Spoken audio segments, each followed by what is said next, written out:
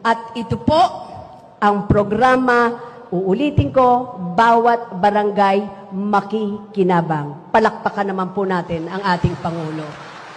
Pangulong Bongbong, maraming salamat po. Malaking tulong po ito para po sa ating mga barangay.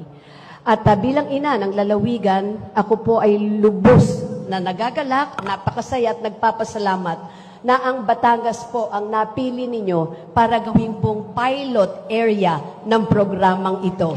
President Marcos ay nasa Batangas City ngayon para magbigay ng 200,000 pesos para sa bawat barangay.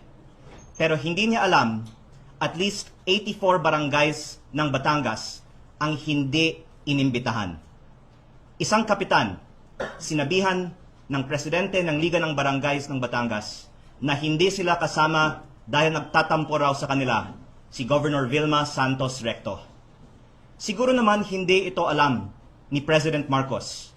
Siya ang nasisira dito kasi ang pangako ay galing sa kanya na bawat barangay makikinabang at hindi ito natutupad ngayong